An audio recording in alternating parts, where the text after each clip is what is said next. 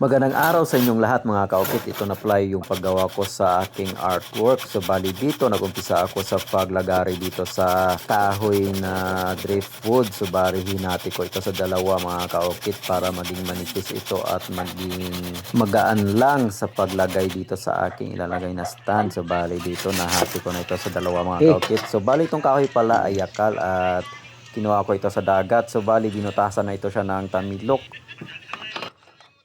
Gaya nito mga kaokit, ito yung tamilok mga kaokit. So ito yung salarin sa pagbutas dito sa kahoy mga kaokit. Kahit napakatigas na ang kahoy na yakal pero kayang butasan ng tamilok. So bali dito mga kaokit ay inumpisahan ko na ang pagbawas sa mga excess part nitong kahoy kasi masyado itong malapad. So bali kailangan ko lang ay hindi masyadong malapad, tamang-tama lang ang laki kasi maliit lang naman itong stand na ilalagay ko. So bali dyan mga kaokit ay pinagsasapsap ko ito siya ng itak para mabawasan at mapadali ang pagbawas ko mga kaokit. Pasinsa na kayo sa aking pagtatagalog kasi hindi ako marunong magtagalog kasi Bisaya ako at nahirapan talaga ako magtagalog mga kaokit kaya pasensya na kayo. Dito mga kaokit dahil tapos ko nang mabawasan yung mga kahoy na ipaglalagay ko dito sa stand. So bali dito ito naman yung isusunod ko mga kaokit. Bali i-grind ko ito or ipapalit para matanggal itong pintura. Bali mga kaokit ay ginawa ko na pala ito dati. So bali napakatagal na ito sa akin, ilang taon na.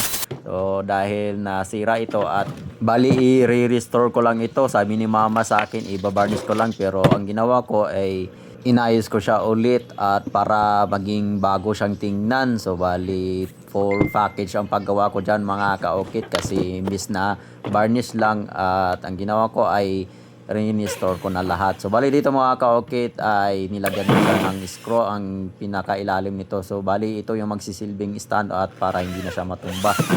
Tatlong screw ang inilagay ko dyan mga kaokit.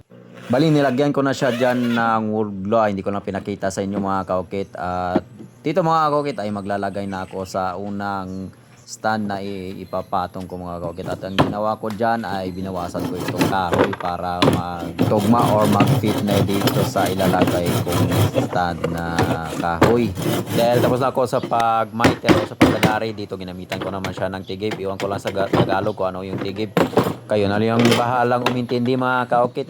At dito ay sinubukan ko na siyang i-fit at dahil fit na at dito ay inilagyan ko na siya ng glue para mailagay ko na dito siya sa stand at mai-screw ko na. At dahil dito ay sakto na at tumigas na yung glue na inilagay ko. So dito i-screw ko na siya mga kaokit para mas lalong humigpit at tumibay at hindi na siya madaling matanggal. Kahit ganitong stand lang ito mga kaokit pero napakahirap din itong gawin lalo na hindi ka experienced sa paggawa nito. So mahirapan ka talaga. At dito mga kaokit ay nasa pangatlo na ako, fast forward na lang mga kaokit. At dito ay in-screw ko na para humigpit na at tumibay at hindi na siya matatanggal. So bali dito mga kaokit, bali apat na stand pa lang ilalagay ko dito. Ang pinakalas ay dito sa pinakataas or sa dyan banda mga kaokit. Yan yung pinakalas na ilalagay ko mga kaokit. Bali same process lang din mga kaokit. Ang paggawa dito, lalagyan ng screw at wood glue. So ganun lang din mga kaokit.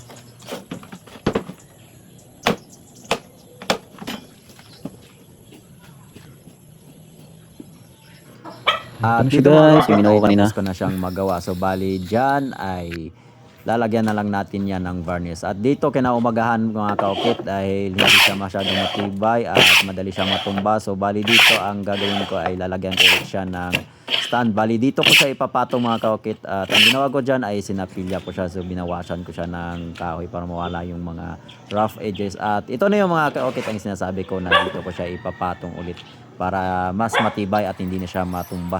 So bali ang ginawa ko dyan ay nilagyan ko ito ng wood glue para idikit ko siya dito sa aking ipapatong na wood stand mga kaokit. So dyan ay pinatong ko na siya at inintay ko dyan para tumuyo yung wood glue at tumibay na yung inilagay nating wood glue.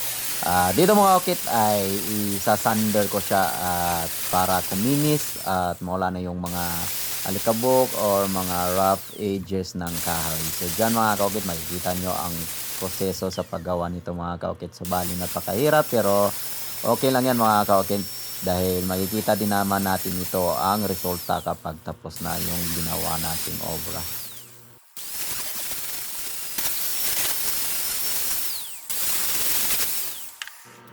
At dahil tapos na ako dyan sa pagliha or sa pag-sander nitong ating artwork, dito ay magla-apply na tayo ng first coat varnish. So bali ang gamit ko dyan ay lacquer flue, sanding sealer at itong lacquer thinner.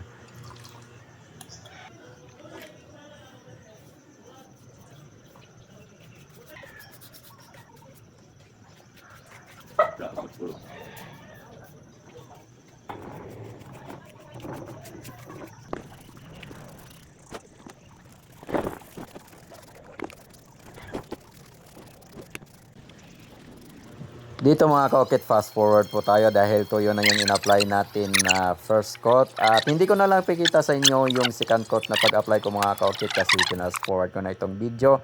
At nilagyan ko na siya dyan ng clear gloss. At dito, ito na yung final result mga ka-okit. So bali, tuyo na rin yung inilagay ko na clear gloss. So bali, dito mga ka-okit ay napakagara na ang ating ginawang artwork. At gaya ng sabi ko kanina, mawawala na itong yung ating pagod sa paggawa kasi meron na tayong nalikhang obra na napakaganda. At hanggang dito na lang ang aking video mga ka-okit. Salamat sa panonood!